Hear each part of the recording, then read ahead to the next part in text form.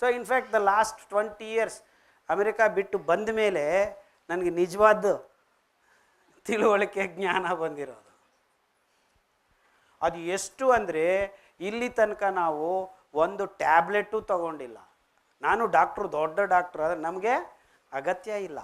ಯಾಕಂದರೆ ನಮ್ಮ ಇಡೀ ಜೀವನ ವಿಧಾನವನ್ನು I am also living with you people in the same time, same cities. ಬೆಂಗಳೂರಲ್ಲಿ ಇದ್ವಿ, ನಮ್ಮ ಮನೆಯವರು ನಮ್ಮ ಮಗಳು 6 ವರ್ಷ ಇಲ್ಲೇ ಇದ್ದರು.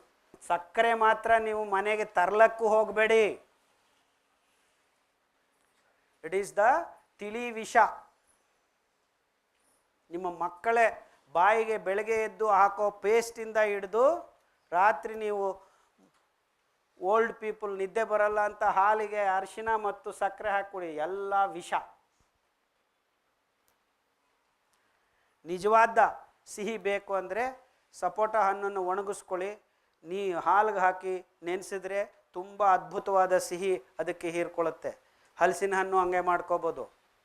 ಏನು ಮಾಡ್ತಾ ಇದ್ದಾರೆ, ಸಕ್ಕರೆ ಪಾಕದಲ್ಲಿ ಅದ್ಕೊಂಡು ತಿಂತಾ ಇದ್ದೀವಿ. ಇನ್ಫ್ಯಾಕ್ಟ್ ನೀವು ತಿನ್ನೋ ಕುರುಕುರೆ ಚಿಪ್ಸಲ್ಲಿ 27 grams ಸಕ್ಕರೆ ಇದೆ. For your kind information, Lay's potato chips ಖಾರವಾಗಿ ತಿಂತಾ ಇದ್ದೀರಾ, but they are using 27 grams of sugar because it is mandatory for these companies to use sugar. Cough ಸಿರಪ್ಪಲ್ಲೇ ಹಾಕ್ತಾರೆ 40%. ಹಿಂಗೆ ಪೆಪ್ಸಿ ಕೋಕ್ ಬಗ್ಗೆ ನಾನು ಮಾತಾಡಲೇಬೇಕಾಗಿಲ್ಲ. 100 ml ಅಲ್ಲಿ 42 grams ಸಕ್ಕರೆ ಇರುತ್ತೆ. ನಿಮ್ಮ ಮಕ್ಕಳು ಏನಾಗಬೇಕು?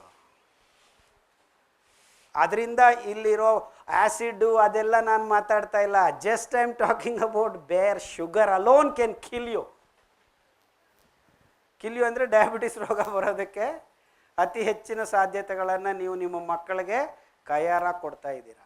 ಮೈದಾ ಹಿಟ್ಟು, ಇದರ ಮೋಸ ಏನಾಗ್ತಾ ಇದೆ ಅಂದರೆ ಈ ಮೈದಾ ಹಿಟ್ಟು, ಈ ಬ್ರೆಡ್ಡು, ಬಿಸ್ಕೆಟು, ಚಾಕ್ಲೇಟು, ಕೇಕು, ಅಕ್ಕಿ ಇವೆಲ್ಲ ಜೀವ ರಾಸಾಯನಿಕ ಕ್ರಿಯೆಗಳ ಸರಮಾಲೆಯಲ್ಲಿ ನಮ್ಮ ಬಾಯಿಯಿಂದ ಗುದದ್ವಾರದ ಒಳಗಡೆ 108 ಸ್ಟೆಪ್ಸು. ಬೇಸಿಕಲಿ ಸಿಂಪಲ್ ಹೈಡ್ರಾಲಿಟಿಕ್ ಸ್ಟೆಪ್ಸ್ ಅಂದರೆ ಜಲ ವಿಚ್ಛೇದನ ಕ್ರಿಯೆಗಳಿವು. ದೊಡ್ಡ ದೊಡ್ಡ ಪರಮಾಣುಗಳು, molecules, they keep becoming smaller and smaller. ಕೊನೆಗೆ ಸಣ್ಣ ಕರಳಿನಲ್ಲಿ ಸಕ್ಕರೆ ಗ್ಲೂಕೋಸ್ ಆ್ಯಂಡ್ ಫ್ರಕ್ಟೋಸ್ ಆಗಿ ಬಿಡುಗಡೆ ಆಗುತ್ತೆ. ಆ ಗ್ಲೂಕೋಸನ್ನು ಹೀರಿಕೊಂಡು ರಕ್ತದಲ್ಲಿ ಓಡಾಡ್ತಾ ಇರುತ್ತೆ. 1 ಲೀಟರ್ ರಕ್ತದಲ್ಲಿ 1 to 1.5 grams ಸಕ್ಕರೆ ಇದ್ದರೆ ಅದು ಸಮತೋಲನದಲ್ಲಿ ಆರಾಮಾಗಿರೋದಕ್ಕೆ ಸಾಧ್ಯತೆ ಇದೆ. ಆದರೆ ನಾವು ತಿಂತಾ ಇರೋ ರೀತಿ ರಿವಾಜುಗಳಲ್ಲಿ ಮಕ್ಕಳಿಗೆ 1 ಲೀಟರ್ ರಕ್ತದಲ್ಲೇ 5 ಗ್ರಾಮ್ ಸಕ್ಕರೆ ಸೇರ್ಕೊಂಡ್ಬಿಡ್ತಾ ಇದೆ, ಗ್ಲೂಕೋಸ್. ಅಂದರೆ 5 ಲೀಟರ್ಸ್ to 6 ಲೀಟರ್ಸ್ ರಕ್ತ ನಮ್ಮ ದೇಹದಲ್ಲಿ ಓಡಾಡ್ತಾ ಇರುತ್ತೆ. ಅಂದಾಜು 7.5 grams to 8 grams ಗ್ಲೂಕೋಸ್ ನಮ್ಮ ರಕ್ತದಲ್ಲಿ ಇರಬೇಕು ಸಮತೋಲನವಾಗಿ. ಅದನ್ನು ನಾವು 1.25 ಗಂಟೆ ನಡೆದರೆ 1 to 1.5 grams ಗ್ಲೂಕೋಸನ್ನು ಖರ್ಚು ಮಾಡ್ತೀವಿ. ಅಂದರೆ ನೀವು ದಿವಸದಲ್ಲಿ 1.5 ಗಂಟೆ ಕಾಲ ನಡೆದರೆ ನಿಮ್ಮ ಇಡೀ ದೇಹದ ರಕ್ತದಲ್ಲಿದ್ದ ಎಲ್ಲ ಸಕ್ಕರೆ ಅಂಶ ಹೆಂಗೆ ಖಾಲಿಯಾಗತ್ತೆ ಅಂದರೆ ಜೀವಕೋಶ ಒಳಗಡೆಗೆ ಈ ಗ್ಲೂಕೋಸನ್ನು ಇನ್ಸುಲಿನ್ ತಗೊಂಡೋಗುತ್ತೆ. ಆ ರಕ್ತದಲ್ಲಿ ಆಮ್ಲಜನಕ ಇರುತ್ತೆ. ಗ್ಲೂಕೋಸನ್ನು ಸುಟ್ಟು ಕಾರ್ಬನ್ ಡೈಆಕ್ಸೈಡ್ ಇಂಗಾಲಾಮ್ಲವಾಗಿ ಬಿಡುಗಡೆ ಮಾಡ್ತಾ ಇದ್ದಂಗಲೇ ಜೀವಶಕ್ತಿಯನ್ನು ಬಿಡುಗಡೆ ಮಾಡುತ್ತೆ. ಅದೇ ATP ಅಂತ ಒಂದು ಮೈಟೊಕಾಂಡ್ರಿಯಾ ಅಂತ ಒಂದು ತಂತ್ರಾಂಗ ಇದೆ. ಅದನ್ನು ಹಿಡಿದು ನಿಮಗೆ ಯಾವಾಗ ಬೇಕಾದರೆ ಆವಾಗ ಶಕ್ತಿಯನ್ನು ಕೊಡೋದಕ್ಕೆ ರೆಡಿ ಮಾಡಿ ಕೂಡ್ತಿರುತ್ತೆ. ಕಣ್ಣು ಮಿಟುಕಿಸೋದಕ್ಕೆ, ನಿದ್ದೆ ಮಾಡೋದಕ್ಕೆ, ಕಕ್ಕ ಮಾಡೋದಕ್ಕೆ, ಉಚ್ಚೆ ಮಾಡೋದಕ್ಕೆ, ಮುದ್ದು ಮಾಡೋದಕ್ಕೆ, ನಡೆಯೋದಕ್ಕೆ, ಜಗಳ ಆಡೋದಕ್ಕೆ, ನಗೋದಕ್ಕೆ, ಎನಿ ಜೀವಕ್ರಿಯಕ್ಕೆ ಬೇಕಾಗಿರೋ ಶಕ್ತಿ ATP ಮಾಲಿಕ್ಯೂಲು ಕೊಡುತ್ತೆ. ಅಂದರೆ ನಾವು 1.5 ಗಂಟೆ ಕಾಲ ನಡೆದೀವಿ ಅಂತ ಇಟ್ಕೊಳ್ಳೋಣ ಬೆಳಗ್ಗೆ ಎದ್ದು. ಆವಾಗ ಏನಾಗಿದೆ, ನಮ್ಮ ರಕ್ತದಲ್ಲಿದ್ದ ಎಲ್ಲ ಗ್ಲೂಕೋಸು ಖಾಲಿ ಆಗಿಬಿಟ್ಟಿದೆ. ಅಂದರೆ ಇಡೀ 5 to 6 ಲೀಟರ್ಸ್ಗೆ ನಾವು ಈಗ ಸಕ್ಕರೆಯನ್ನು, ಗ್ಲೂಕೋಸನ್ನು ತುಂಬಬೇಕು. ಸಕ್ಕರೆ ಅಂತಾರೆ, glucose plus fructose is sugar. ಅಂದರೆ ಕೊನೆ ಹಂತ, ಲಾಸ್ಟ್ ಸ್ಟೆಪ್ಪು, ಸಣ್ಣ ಕರಳಿನಲ್ಲಿ ಹೀರ್ಕೊಳ್ಪಡುತ್ತೆ. ಅಂದರೆ ಮುಂಚೆ 108 ಸ್ಟೆಪ್ಸ್ ಇವೆ. ಸಕ್ಕರೆ ಈಸ್ ಡೈಸ್ಯಾಕ್ರೈಡ್ ಅಂತಾರೆ. ಅದರ ಮೇಲೆ ಪಾಲಿಸ್ಯಾಕ್ರೈಡ್ಸ್ ಅಂತ ಇರ್ತವೆ. ಆ ಪಾಲಿಸ್ಯಾಕ್ರೈಡ್ಸನ್ನು ಸಣ್ಣದಾಗಿ ಮಾಡೋ ಕ್ರಿಯೆಯ ಪಚನಕ್ರಿಯೆ. ಆ ಪಚನಕ್ರಿಯೆ ಸರಾಗವಾಗಿ ಆಗಬೇಕು, ನಿಧಾನವಾಗಿ ಆಗಬೇಕು. ನಮ್ಮ ರಕ್ತಕ್ಕೆ ಸಕ್ಕರೆ ನಿಧಾನವಾಗಿ ಸೇರ್ತಾ ಇದ್ದರೆ ನೀವು ಸಮತೋಲನವಾಗಿ ಇರ್ತೀರ. ಅಂದರೆ ನಾವು 1.5 ಗಂಟೆ ಕಾಲ ನಡೆಯೋದ್ರಿಂದ ಇಡೀ ರಕ್ತದಲ್ಲಿದ್ದ ಗ್ಲೂಕೋಸನ್ನು ಖಾಲಿ ಮಾಡ್ತೀವಿ. ಖಾಲಿ ಮಾಡದೇ ಇದ್ದರೆ ಏನಾಗತ್ತೆ, ಗ್ಲೂಕೋಸು ರಕ್ತದಲ್ಲಿ ಹರಡ್ತಾ ಇರ್ತೈತೆ. ಇನ್ಸುಲಿನ್ ಪಾಪ ತಗೊಂಡು ಜೀವಕೋಶ ಒಳಗಡೆಗೆ ತಗೊಂಡು ಹೋಗುತ್ತೆ. ಆದರೆ ನಾವು ಖರ್ಚು ಮಾಡ್ತಾ ಇಲ್ಲ, ಅಲ್ಪ ಸ್ವಲ್ಪ ಹಂಗೆ ಹಿಂಗೆ ಓಡಾಡ್ಬಿಟ್ಟು ಗ್ಲೂಕೋಸ್ ಮತ್ತೆ ವಾಪಸ್ಸು ಜೀವಕೋಶದಿಂದ ಹೊರಗಡೆ ರಕ್ತಕ್ಕೆ ಬರುತ್ತೆ. ರಕ್ತ ನೋಡುತ್ತೆ, ಏನೇ ಮತ್ತೆ ವಾಪಸ್ ಬಂದಿದೆಯಾ ನೀನು, ಏನು ಮಾಡೋದು ನಿನ್ನ, ಅಲ್ಲಿ ಇಲ್ಲಿ ಚೆಲ್ಲಾಪಿಲ್ಲಿಗಿದೆಯಾ ಅಂತ ಒಂದು ಪ್ಯಾಕೇಜ್ ಥರ ಗ್ಲೈಕೋಜನ್ ಅಂತ ಯಕೃತ್ತು ಅದನ್ನು ರೆಡಿ ಮಾಡಿ. ಇದು ತುಂಬ ಸಂಕ್ಲಿಷ್ಟ ಮತ್ತು ಸಂಕೀರ್ಣ ಜೀವರಾಸಾಯನಿಕ, ನಾನು ಸರಳೀಕೃತ ಮಾಡಿ ಹೇಳ್ತಾ ಇದ್ದೀನಿ. ಈ ಯಕೃತ್ತು ಏನು ಮಾಡುತ್ತೆ, ಈ ಥರ ಮತ್ತೆ ವಾಪಸ್ ಬಂದಿರೋ ಗ್ಲೂಕೋಸನ್ನು ಗ್ಲೈಕೋಜನ್ ಅಂತ ಒಂದು ಪ್ಯಾಕೇಜ್ಡ್ ಕಾರ್ಬೋಹೈಡ್ರೇಟನ್ನು ಮಾಡುತ್ತೆ. ಈ ಸಕ್ಕರೆಯನ್ನೆಲ್ಲ ಸೇರಿಸಿ ಈ ಕಡೆಯಿಂದ ಎಲ್ಲ ಗುಮ್ಮಿ ಕೂಡಿಸಿ ಒಂದು ಸೂಟ್ ಕೇಸಲ್ಲಿ ಪ್ಯಾಕ್ ಮಾಡುತ್ತೆ, ಅದೇ ಗ್ಲೈಕೋಜನ್ ಅಂತ. ಮತ್ತು ಇನ್ನೂ ಸಪ್ಲೈ ಮಾಡ್ತಾನೇ ಇದೆ ವಾಪಸ್ಸು, ಹೆಚ್ಚಾಗಿದೆ ಗ್ಲೂಕೋಸ್. ಈ ಗ್ಲೈಕೋಜನನ್ನು ಅದು ಏನು ಮಾಡುತ್ತೆ, ಒಂದು ಚೂರು ಕೊಲೆಸ್ಟ್ರಾಲು, ಒಂದು ಚೂರು ಟ್ರೈಗ್ಲಿಸರೈಡ್ಸು, ಒಂದು ಚೂರು ರುಮ್ಯಾಟಿಕ್ ಫ್ಯಾಕ್ಟರು, ಈ ಥರ ಮಾಡೋಕ್ಕೆ ಶುರು ಮಾಡಿದೆ. ಸೊ ಹೆಚ್ಚಾಗಿರೋದನ್ನು ಮೂಲೆ ಸಂಧಿಗಳಿಗೆ ತಲ್ಲಕ್ಕೆ ಶುರು ಮಾಡಿದರೆ ನಿಮಗೆ ಆರ್ಥರೈಟಿಸ್ ಬಂದ್ಬಿಡುತ್ತೆ, ರುಮಟಿಸಮ್ ಬಂದ್ಬಿಡುತ್ತೆ. ಇನ್ನೂ ಹೆಚ್ಚಾಗ್ತಾ ಇದೆ, ಏನು ಮಾಡೋದು, ಈ ರಕ್ತದಲ್ಲಿ ಬರ್ತಾ ಇರೋ ಗ್ಲೂಕೋಸನ್ನು ಅಂತ ಹೇಳ್ಕೊಂಡು ಕೊಳಕನ್ನೆಲ್ಲ ತೊಗೊಂಡೋಗಿ ರಕ್ತನಾಳಗಳ ಗೋಡೆಗಳ ಮೇಲೆ ಅಂಟ್ಕೊಳ್ಳೋಕೆ ಶುರು ಆಗುತ್ತೆ ಈ ಗ್ಲಿಸರೈಡ್ಸು, ಕೊಲೆಸ್ಟ್ರಾಲು. ಆವಾಗ ಬ್ಲಾಕ್ಸ್ ಆಗಿದೆ ಡಾಕ್ಟ್ರೇ, ನೋಡಮ್ಮ ಹೃದಯದಕ್ಕೆ ಹತ್ತಿರ ಬ್ಲಾಕ್ಸ್ ಆಗಿದೆ, 80%, 60%, 70%, ನಾಳೆ ನಾಡಿದ್ದೆ ಆಪ್ರೇಷನ್, ಆಂಜಿಯೋಗ್ರಾಮ್ ಮಾಡಿಬಿಡ್ತೀವಿ, ನಿಮಗೇನು ತೊಂದರೆ ಇಲ್ಲ, ಕಾಲು ಕೆಳಗಡೆಯಿಂದ ಒಂದು ಬಬುಲ್ ಹಾಕ್ತೀವಿ, 2 ಲಕ್ಷ ತೊಗೊಂಬನ್ನಿ, ನಾಳೆನೇ ಬರಬೇಕು, ಇಲ್ಲ ಅಂದರೆ ಹೇಳೋಕ್ಕಾಗೋದಿಲ್ಲ, ಇಲ್ಲ ಅಂದರೆ ಓಪನ್ ಹಾರ್ಟ್ ಸರ್ಜರಿ ಮಾಡಬೇಕಾಗುತ್ತೆ. ಅಂದರೆ ಈ ಹೆಚ್ಚಾಗಿರೋ ಗ್ಲೂಕೋಸು ಈ ಅನಾಹುತ ಮಾಡ್ತಾ ಇದೆ. ಯಾಕಂದರೆ ಆ ತಿನ್ನುವ ಪದಾರ್ಥಗಳಲ್ಲಿ ನಾರಿಲ್ಲದೆ ಇರೋದ್ರಿಂದ ನಮ್ಮ ರಕ್ತಕ್ಕೆ ಈ ಗ್ಲೂಕೋಸು ದಿಢೀರಂತ ಸೇರ್ತಾ ಇದೆ. ಮೈದಾ ಹಿಟ್ಟು ತಿಂದರೆ 15 ನಿಮಿಷ, ಆ ಚಾಕ್ಲೇಟ್ ಬಾಯಿಗೆ ಹಾಕ್ಕೊಂಡ್ರೆ 3 ನಿಮಿಷ. ಯಾಕೆಂದರೆ ಇನ್ಸುಲಿನ್ ಹೆಚ್ಚಾಗಿ ಗ್ಲೂಕೋಸಲ್ಲಿ ರಕ್ತ ಕಮ್ಮಿ ಆದಾಗ ಡಾಕ್ಟ್ರ್ ಏನು ಹೇಳ್ತಾ ಇದ್ದಾರೆ, ಚಾಕ್ಲೇಟ್ ಬಾಯಿಗೆ ಹಾಕಿ ಅಂತ ಇದ್ದಾರೆ. ಅಂದರೆ 2 ನಿಮಿಷಕ್ಕೆ ನಿಮ್ಮ ರಕ್ತದಲ್ಲಿ ಸಕ್ಕರೆ ಸೇರ್ಕೊಂಡ್ಬಿಡುತ್ತೆ. ದೇವರು ಅತಿ ಅದ್ಭುತವಾದ ಧಾನ್ಯಗಳನ್ನು ಕೊಟ್ಟಿದ್ದಾರೆ, ತಿಂದರೆ ಇಂಥ ಭಯಾನಕವಾದ ರೋಗಗಳು 3 ತಿಂಗಳು 6 ತಿಂಗಳಲ್ಲಿ ವಾಸಿ ಆಗ್ತಾ ಇವೆ. ಈಗ ಮತ್ತೆ ಆ ಜೋಕ್ ಹೇಳ್ತೀನಿ.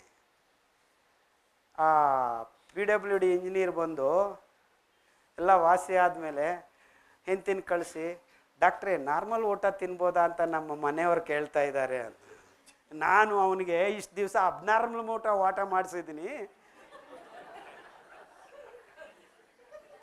ನವಣೆ ತಿನ್ನು, ಆರ್ಕ ತಿನ್ನು, ಸಾಮೆ ತಿನ್ನು, ಊದಲು ತಿನ್ನು, ಕೊರಲೆ ತಿನ್ನು ಅಂತ ಹೇಳಿದ್ದಾರೆ. ಅದು ತಿಂದಿದ್ದೀನಿ, ವಾಸಿಯಾಗಿದೆ, ಇನ್ನು ನಾರ್ಮಲ್ ಊಟಕ್ಕೆ ಹೋಗ್ತೀನಿ. ಮತ್ತು ಈ ಬಣ್ಣ ಆ ಬಣ್ಣ, ಆ ಬಾತು ಈ ಬಾತು, ಬೆಳಗ್ಗೆ ಚಿತ್ರಾನ್ನ, ರಾತ್ರಿ ಪೀಸ್ ಪಲಾವು, ಮಧ್ಯಾಹ್ನ ಚಿಕನ್ ಪಲಾವು ತಿನ್ಬೋದಾ ಅಂತ ಅವರು ಕೇಳೋದು. See can you believe that? I mean it's incredible. ಅದೇ ನನಗೆ ಒಂದು ಕಡೆ ನಗು ಬರುತ್ತೆ, ಒಂದು ಕಡೆ ಅಷ್ಟೇ ಆಳವಾಗಿ ನೋವಾಗುತ್ತೆ. ಅಷ್ಟು ಸರಿಯಾಗಿ ವಾಸಿ ಮಾಡಿ ಕಳಿಸ್ತೀನಿ, ಅವನು ಬಂದು ಮತ್ತೆ ನಾರ್ಮಲ್ ಊಟ ತಿಂತೀನಿ ಅಂತ. ಈ ನಾರು ಇದ್ದ ಪದಾರ್ಥಗಳನ್ನು ನಮ್ಮ ಆಹಾರವಾಗಿ ನಾವು ಯಾಕೆ ಮಾಡಿಕೊಂಡಿಲ್ಲ ಇಷ್ಟು ವರ್ಷ? ಈಗಲಾದರೂ ಕಣ್ ತೆರೆಯೋಣ. ಈ ತರಕಾರಿಯಲ್ಲಿ ನಾರಿದೆ ಡಾಕ್ಟ್ರೇ ಅಂತ ಕೆಲವರು ಹೇಳ್ತಾರೆ. I eat lot of greens, vegetables, but it is simple logic, it is there. But greens, vegetables, ಫ್ರೂಟ್ಸಲ್ಲಿ they are wet. 95% of water is there in all that you eat. In fact ಕ್ಯಾರೆಟಲ್ಲೂ 88% ವಾಟರ್ ಈಸ್ ದೇರ್. ಗಟ್ಟಿ ಪದಾರ್ಥ ಅನ್ಕೋತೀರ, ಮೂಲಂಗಿ, beetroot, ಇವೆಲ್ಲನೂ 80 to 88% water is there. ಅಂದರೆ ಅದರಲ್ಲಿ ನಾರು ನಿಮಗೆ ಮೈಗೆ ಸಿಗಬೇಕು ಅಂದರೆ ನೀವು ಟೋಟಲಾಗಿ ನೋಡಿದ್ರೆ ಕನಿಷ್ಠ ನಾವು ಅಂದ್ಕೊಳ್ಳೋಣ ಒಂದು 30 grams ಫೈಬರ್ ಇರಬೇಕು 100 grams ಊಟ ಮಾಡಿದರೆ ನಾವು ಆರೋಗ್ಯವಾಗಿರೋದಕ್ಕೆ ಅಂತ. ನೀವು ತರಕಾರಿ ಸೊಪ್ಪು ತಿಂದರೆ 1.5 kg 2 kg ತರಕಾರಿ ತಿನ್ನಬೇಕು, ಸಾಧ್ಯ ಇಲ್ಲ ನಮಗೆ. No one can eat, because it's only 12% ಅಲ್ಲಿ ಮತ್ತೆ ನಾರು 1% 2% ಇರುತ್ತೆ. ಅಂದರೆ ನಿಮ್ಗೆ 1% ನಾರು ಬೇಕಂದರೆ 100 ಗ್ರಾಮ್ ಅಲ್ಲ 200 300 ಗ್ರಾಮ್ ಬೇಕಾಗುತ್ತೆ. God has given beautiful things for each and everything. In fact ನೀವು ಬಾಳೆ ದಿಂಡು ತಿಂದರೆ ನಿಮ್ಮ ಗಾಲ್ ಬ್ಲ್ಯಾಡ್ರಲ್ಲಿ ಕಿಡ್ನಿಯಲ್ಲಿ ಕಲ್ಲುಗಳು ಪುರ್ ಅಂತ ಕರಗಿ ಬಿದ್ದೋಗ್ತವೆ. ಅರಿಶಿನ ಇದೆ, ಹಸಿ ಕೊಂಬು ನೀವು ಅರ್ಧ ಇಂಚು ಕೊಂಬು ಜಜ್ಜಿಕೊಂಡು ಕಷಾಯ ಮಾಡಿಕೊಂಡು ಬೆಳಗ್ಗೆ ಈ ಕಾಫಿ ಟೀ ಕುಡಿಯೋ ಬದಲು ಅದನ್ನು ಮಾಡಿರಿ.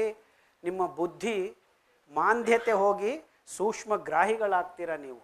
ಕೈ ಕಾಲು ನಡುಗ್ತಾ ಇದೆ ಈಗ ತುಂಬ ಜನಕ್ಕೆ. ಈ ಬಿ ಪಿ ಟ್ಯಾಬ್ಲೆಟ್ ತಗೊಂಡು ನರಗಳಿಗೆ ಬಿ ಪಿ ಅಂದ ತಕ್ಷಣ ಈ ಡಾಕ್ಟ್ರುಗಳು ಏನು ಮಾಡ್ತಾರೆ, ಒಂದು ಬ್ಲಡ್ ಥಿನ್ನರು, ಒಂದು ಡೈಲೇಟರು, ರಕ್ತನಾಳಗಳನ್ನು ಅಗಲ ಮಾಡೋದು, ನಿಮ್ಮ ರಕ್ತವನ್ನು ತಿಳಿ ಮಾಡೋದು, ಇಷ್ಟೇ ಅವ್ರ ಕೆಲಸ. ಆ ರಕ್ತನಾಳ ಡೈಲೇಟ್ ಮಾಡುವಾಗ ಆ ನರಗಳನ್ನು ಎಳಿತಾರಲ್ಲ, ಬೇರೆ ನರಗಳೆಲ್ಲನೂ ಆಗುತ್ತೆ. ಅಟಾನಮಸ್ ನರ್ವಸ್ ಸಿಸ್ಟಮು ಹಾಳಾಗಿ ಒಂದು 5 ವರ್ಷ ಆದಮೇಲೆ ಕೈ ನಡುಗೋಕ್ಕೆ ಶುರು ಆಗುತ್ತೆ. ಈಗ ತುಂಬ ಜನ ಬ್ಯಾಂಕಲ್ಲಿ ನಿಮ್ಮ ಸೈನ್ ಸರಿಗಿಲ್ಲ ರೀ, 25 ವರ್ಷ 30 ವರ್ಷ ಮಕ್ಕಳಿಗೂ ಕೈ ನಡುಗೋಕ್ಕೆ ಶುರುವಾಗಿದೆ. There was A old man, 68 years old man, ಬ್ಯಾಂಕಲ್ಲಿ ಸೈನ್ ಮಾಡಿದರೆ ಸೈನು ಆಗಲಿಲ್ಲ ಅಂತ ಅವ್ರು ಮತ್ತೆ ಹೋಗಿ ಪಾಸ್ಪೋರ್ಟು ಅದು ಇದು ತೋರಿಸಿದ್ರೆ ಆತ ಬಂದು 61 ದಿವಸ ಈ ಕಷಾಯ ಕುಡಿದ ಮೇಲೆ ಮತ್ತೆ ಹೋಗಿ ಸೈನ್ ಮಾಡಿದರೆ ಅದೇ ಸರಿ ಹೋಗಿದೆಯಲ್ಲ ನಿಮ್ಮ ಸೈನ್ ಹೆಂಗೆ ಅಂತ ಕೇಳಿದ್ರು. ಯಾಕಂದರೆ ಅವ್ರಿಗೆ ಒಂದು ಸತಿ ಸರಿ ಹೋಗಲಿಲ್ಲ ಅಂದರೆ ಅದು ಇನ್ನೂ ಕೆಟ್ಟದಾಗೇ ಹೋಗುತ್ತೆ ಅಂತ ಆ ಬ್ಯಾಂಕ್ ಅವ್ರಿಗೆ ಗೊತ್ತಿದೆ. ಶ್ವಾಸಕೋಶ ರೋಗ ಅಂತ ಮಕ್ಕಳಿಗೆ ಅವ್ರಿಗೆ ನಿಜವಾದ ಶುಂಠಿ, ಯಾವ ಕೆಮಿಕಲ್ಸು ಇಲ್ಲದೆ ಇರೋ ಸಹಜವಾಗಿ ಬೆಳೆದಿರೋ ಶುಂಠಿಯನ್ನು ನೀವು 60 ದಿವಸ ಕಷಾಯ ಕುಡಿಸಿದ್ರೆ ಈ ಆಸ್ತಮಾ ಓಡೋಗುತ್ತೆ. ಅಂದರೆ ನಾನೇನು ಹೇಳ್ತಾ ಇದ್ದೀನಿ ಅಂದರೆ ಪ್ರತಿಯೊಂದು ಪದಾರ್ಥದಲ್ಲಿ ದೇವರು ನಮ್ಮ ದೇಶದಲ್ಲಿ ವೈವಿಧ್ಯಮಯ ಈ ಅದ್ಭುತ ಪದಾರ್ಥಗಳಲ್ಲಿ ಒಂದೊಂದರಲ್ಲೇ ಒಂದೊಂದು ಗುಣವನ್ನು ಇಮಿಡಿಸಿದ್ದಾರೆ. ಅದೇ ಸಜ್ಜೆ ಅಂತ ಬರುತ್ತೆ, ಅಥವಾ ಮೆಕ್ಕೆಜೋಳ ನಾವು ಕಚ್ಕೊಂಡು ಅಯ್ಯೋ ಮಾಲ್ಗಳಲ್ಲಿ ಸಿಗೋ ಅಮೇರಿಕನ್ ಸ್ವೀಟ್ ಕಾರ್ನ್ ಮಾತ್ರ ತಿನ್ನಕ್ಕೆ ಹೋಗಬೇಡಿ. ನಿಮಗೆ ಗಡ್ಡೆಗಳು ಬೇಕು, ಸ್ತನಗಳಲ್ಲಿ ನಂಟುಗಳು ಗಂಟುಗಳು ಬೇಕು ಅಂದರೆ ಅದನ್ನು ತಿನ್ನಿರಿ. ನಮ್ಮ ನಾಟಿ ಮೆಕ್ಕೆಜೋಳ ತಳಿಗಳನ್ನು ನೀವು ಹೀಟ್ ಮಾಡ್ಕೊಂಡು ತಿನ್ನಿರಿ. ಅದು ಬೀಟಾ ಕ್ಯಾರೋಟಿನ್ ತುಂಬ ಇದೆ, ಕಣ್ಣಿಗೆ ಎಷ್ಟೊಂದು ಒಳ್ಳೆಯದದು.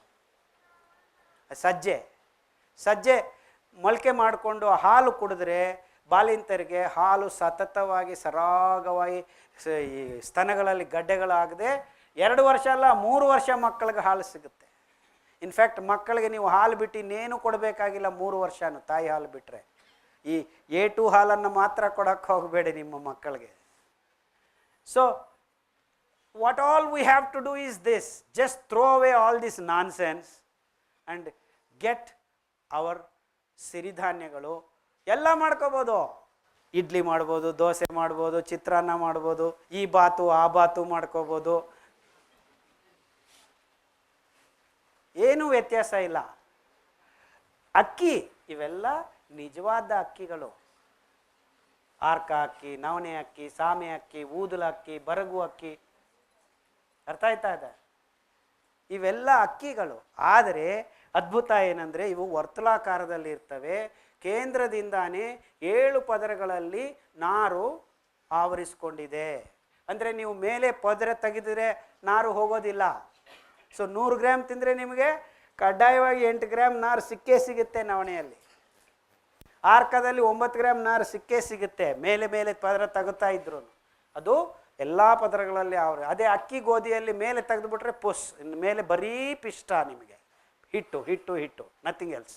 ಅದಕ್ಕೆ ಅದನ್ನು ತಿಂದರೆ ರೋಗ, ಇದನ್ನು ತಿಂದರೆ ಆರೋಗ್ಯ. So I am talking about the basic ನಮ್ಮ ನಾಭಿಯಲ್ಲೇ ನಮ್ಮ ಶತ್ರು ಇದೆ. ಈ ಅಕ್ಕಿ ಗೋಧಿ ರೂಪದಲ್ಲಿ, ಆ ಮಾಂಸದ ರೂಪದಲ್ಲಿ. ಎಷ್ಟು ಮಟ್ಟಕ್ಕೂ ನಮ್ಮ ಮಾಂಸದ ತವಕ ಅಂದರೆ ಸಮುದ್ರ ಗರ್ಭದಲ್ಲಿದ್ದ 16% ಜೀವಿಗಳು ಮಾತ್ರ ಉಳಿದಿವೆ. ಈಗ ದೊಡ್ಡ ತಿಮಿಂಗಳಗಳಿಂದ ಹಿಡಿದು ಸಣ್ಣ ಜೆಲ್ಲಿ ಫಿಶ್ ತನಕ ಮಾಯ ಮಾಡಿಬಿಟ್ಟಿದ್ವಿ ನಾವು. ಅದು ತುಂಬ ಚೆನ್ನಾಗಿರುತ್ತೆ. ಕುದುರೆ ನೀರು ಕುದುರೆ ಅಂತ, ಸಿ ಹಾರ್ಸ್ ಅಂತ, ಅದು ನೋಡೋದಕ್ಕೆ ಖುಷಿಯಾಗತ್ತೆ. ಅದನ್ನು ತಿಂತಾರೆ ಜನ. Can you believe that? No doctors are required if you eat this. ಅಂದರೆ ನಾನೇನು ಹೇಳ್ತಾ ಇದ್ದೀನಿ ಅಂದರೆ, ನೀವು ನನಗೆ ಕಾಂಟ್ರಾಕ್ಟ್ ಬರೆದು ಕೊಡ್ರಿ, ಈ 5 ಧಾನ್ಯ ಬಿಟ್ಟು ಇನ್ನೇನು ತಿನ್ನೋದಿಲ್ಲ ನೆಕ್ಸ್ಟ್ 6 months ಅಂತ. ನಾನು ನಿಮಗೆ ಕಾಂಟ್ರಾಕ್ಟ್ ಬರೆದು ಕೊಡ್ತೀನಿ. ಅದು ಕೊಲೆಸ್ಟ್ರಾಲೋ ಗ್ಲಿಸರೈಡೋ ಅದು ಏನಾದರೂ ಬರ್ಕೊಳ್ರಿ, ನೀವು ನಿಮ್ಮ ಇಷ್ಟ, ಆ ಹೆಸರುಗಳು ಏನಾದರೂ ಬರ್ಕೊಳ್ಳಿ, ಪ್ಯಾಕೆಟಲ್ಲಿ ಬರೆದು ಇಟ್ಕೊಳ್ಳಿ. 6 ತಿಂಗಳು ಇದನ್ನು ತಿನ್ನಿ. ಮತ್ತೆ ಹೋಗಿ ಚೆಕ್ ಮಾಡಿಸ್ಕೊಳ್ರಿ, ಎಲ್ಲ ಮಾಯ ಆಗಿರುತ್ತೆ. Let's all be little more sensible, just for our own health and for the health of the surroundings. ಒಂದೇ ಒಂದು ಎಚ್ಚರಿಕೆ, ನಾರು ಅಂಶ ಹೆಚ್ಚಾಗಿರೋದ್ರಿಂದ ಈ ಧಾನ್ಯಗಳಲ್ಲಿ 20 ನಿಮಿಷದಿಂದ 30 ನಿಮಿಷ ನೆನೆಸಬೇಕು. ನೆನೆಸಿದಾಗ ಆ ನೀರು ಒಳಗಡೆ ಸೇರಿಕೊಂಡ ಮೇಲೆ ಅದು ಬೇಯೋದಕ್ಕೆ ಅನುಕೂಲ ಆಗುತ್ತೆ. ಸುಮ್ಮನೆ ನೀವು ಈ ಅಕ್ಕಿ ಥರ ಹಿಟ್ಟು ಅಲ್ವಾ, ಸುಮ್ಮನೆ ಹಂಗೆ ಇಟ್ಟರೆ ಅದು ಬೆಂದೋಗುತ್ತೆ. ಈ ಅಕ್ಕಿ ಹಂಗೆ ಬೇಯಿಸೋಕ್ಕಾಗೋದಿಲ್ಲ, ಹಂಗೆ ಇಟ್ಟರೆ ಕಾಳು ಕಾಳು ಸಿಗುತ್ತೆ, ನೀವು ಬೇಯೋದಿಲ್ಲ ಅದು. So caution is 15 to 20 minutes. ಹೊಸ ಅಕ್ಕಿ ಆದರೆ 15 ನಿಮಿಷ, ಹಳೆ ಅಕ್ಕಿ ಆದರೆ 30 to 45 ಮಿನಿಟ್ಸ್ ನೆನೆಸಿದ್ರೆ ತುಂಬ ಅರಳುತ್ತೆ.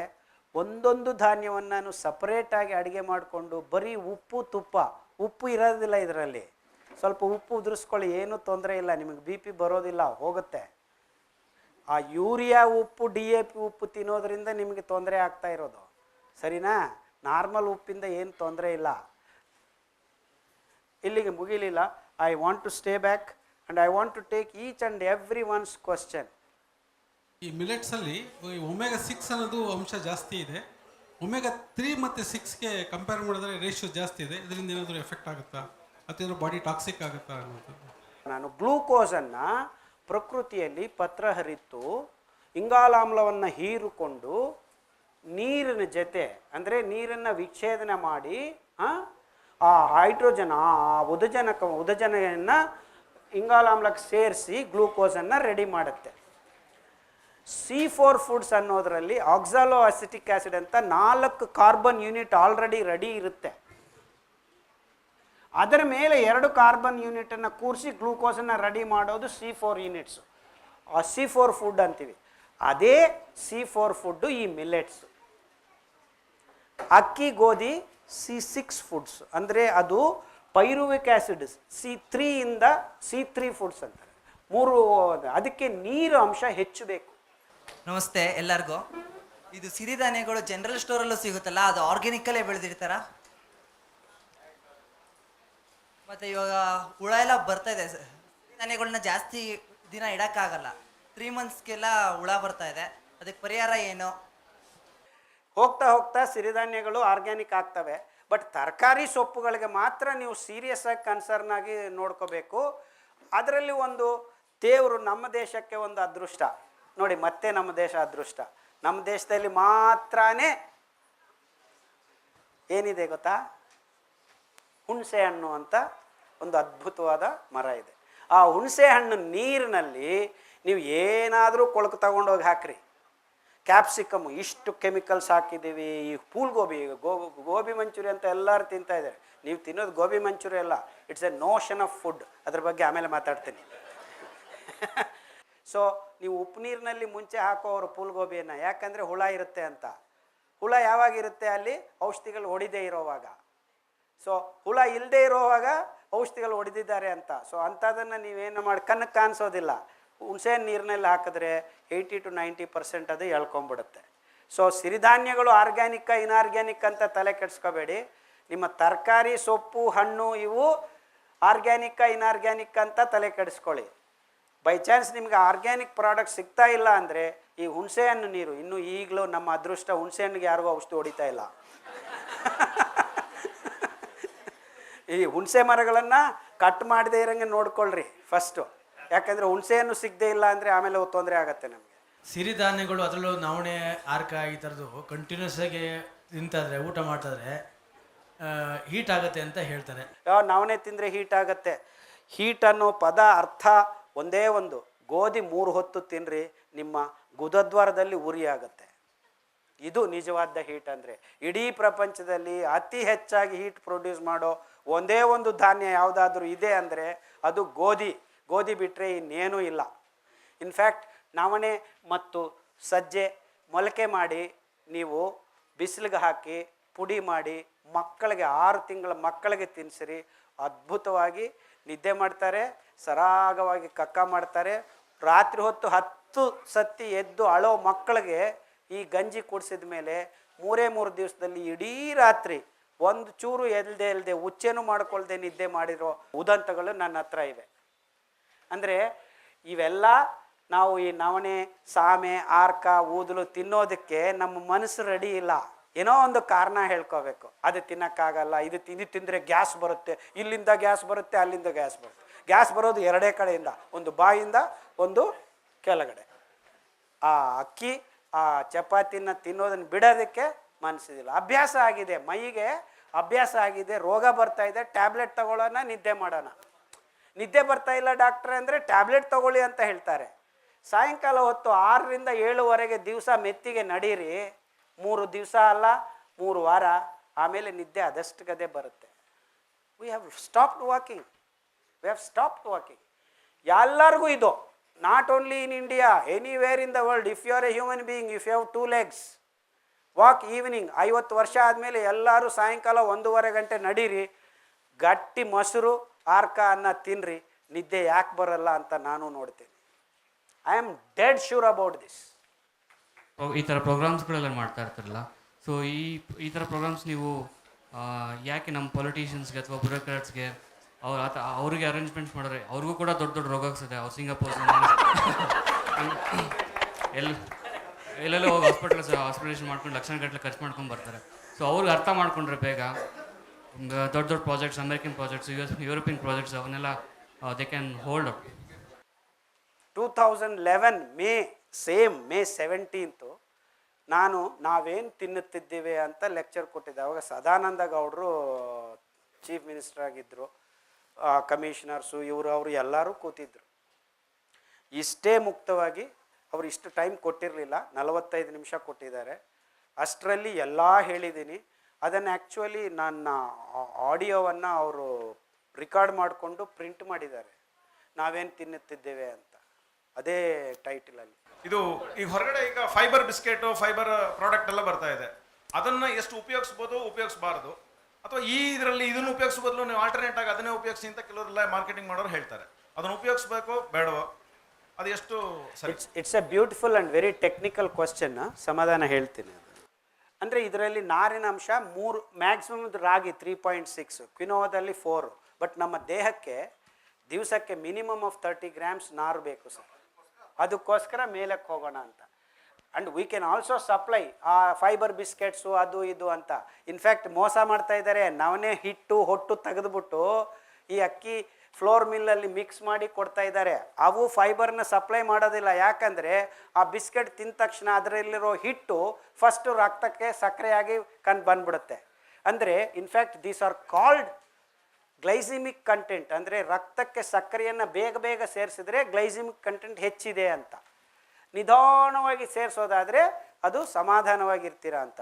ದೀಸ್ ಆರ್ 4 to 5 hours ತಗೊಳುತ್ತೆ ನಿಮ್ಮ ರಕ್ತಕ್ಕೆ ಸಕ್ಕರೆಯನ್ನು ಗ್ಲೂಕೋಸನ್ನು ಬಿಡುಗಡೆ ಮಾಡೋದಕ್ಕೆ. ರಾಗಿ, ಜೋಳ ಇವೆಲ್ಲ ಅರೌಂಡ್ 1 to 1.5 hours. ಅಕ್ಕಿ, ಗೋಧಿ 15 minutes, ದೇ ಆರ್ ರೆಡಿ. ಅದಕ್ಕೆ ಹುರುಳಿ ಅದು ದ್ವಿದಳ ಬೀಜ ಧಾನ್ಯಗಳು, ಹುರುಳಿ ಕಾಳು, ಅಲಸಂದಿ ಕಾಳು, ಹೆಸರು ಕಾಳು, ಅದರ ಬಗ್ಗೆ ನಾನು ಮಾತಾಡಿಲ್ಲ, ಯಾಕಂದರೆ ಅದು ಇನ್ನೊಂದು ದೊಡ್ಡ ಸಬ್ಜೆಕ್ಟು. ಕಾಳು, they have also got fibre, but maximum is 4.4%. But ಆ ಕಾಳಿನ ಸಿಪ್ಪೆಯಲ್ಲಿ, ಹುರುಳಿಕಾಳು ಸಿಪ್ಪೆಯಲ್ಲಿ ಡಯಾಬಿಟಿಕ್ ಕಂಟೆಂಟ್ ಕಮ್ಮಿ ಮಾಡೋ ಒಂದು ಗುಣ ಇದೆ. ಬಟ್ ನಮ್ಮ ಮೋಸ ಏನಂದರೆ ನಾವು ಆ ಹೊಟ್ಟನ್ನು ತೆಗೆದುಬಿಟ್ಟು ತೊಗರಿ ಬೇಳೆ ಎಲ್ಲ ನೀಟಾಗಿ ಪಾಲಿಷ್ ಮಾಡಿ ಬಣ್ಣ ಹಾಕ್ಕೊಂಡು ತಿಂತಾಯಿದ್ವಿ. ಅದರಿಂದ ನಿಮಗೆ ಸಿಗೋದು 12 to 24% ಪ್ರೋಟೀನ್ ಸಿಗ್ಬೋದು. ಮಿಕ್ಕಿದ್ದು ಹಿಟ್ಟು, ಮತ್ತೆ ಕಡಲೆ ಹಿಟ್ಟು, ಬಜ್ಜಿ ಬೋಂಡ ಮಾಡ್ಕೊಂಡು ತಿಂತೀವಲ್ಲ, ಆ ಹೊಟ್ಟು ತೆಗೆದು ಮಾಡ್ತಾಯಿದ್ವಿ. ಈ ಅಕ್ಕಿ, ಗೋಧಿ ಬಂದಿದ್ದು ಈಗ 200-300 ವರ್ಷ ಅಷ್ಟೇ. They are very recent origin. ಈ ಟ್ರಿಟಿಕಮ್, ಈ ಗೋಧಿ ಹಾಲು ಮಾಡಿದ್ದೇ ಮಾನವ ಕುಲನ್ನ. ಅದರಿಂದ ಮಾಂಸ ರೆಡಿ ಮಾಡಿ, ಅದರಿಂದ ಈಗ ಎಲ್ಲರೂ ಆ ಮಾಂಸವನ್ನು ಉತ್ಪಾದನೆ ಮಾಡೋದಕ್ಕೆ ಗೋಧಿ ಹೆಚ್ಚಾಗಿ ಬೆಳೆಯೋಕ್ಕಾಗ ನೀರಿಲ್ಲ ಅಂತ ಈಗ ಸೋಯಾಬೀನು, ಮೆಕ್ಕೆಜೋಳಕ್ಕೆ ಹೋಗಿದ್ದಾರೆ. ಅವು ಕುಲಾಂತರಿ ಪ್ರಯೋಗಗಳಿಂದ ಜನ್ಯು ಮಾರ್ಪಡಿ ಮಾಡಿ ಬೆಳೀತಾ ಇದ್ದಾರೆ. ಅದರಿಂದ ಇನ್ನೂ ಅದ್ಭುತವಾದ ರೋಗಗಳನ್ನು ಸೃಷ್ಟಿ ಮಾಡ್ಕೊಳ್ತಾ ಇದ್ದೀವಿ ನಾವು. ಆ H1N1 ಅಂತ ಎಲ್ಲ ಬರ್ತಾ ಇರೋದು ಈ ಕುಲಾಂತರಿ ಸೋಯಾಬೀನು, ಮೆಕ್ಕೆಜೋಳನ ಮಿಕ್ಸ್ ಮಾಡಿ ಭೂಸಾವನ್ನು, ಈ ಪಶುಗ್ರಾಸ್ಯವನ್ನು ರೆಡಿ ಮಾಡ್ತಾರೆ.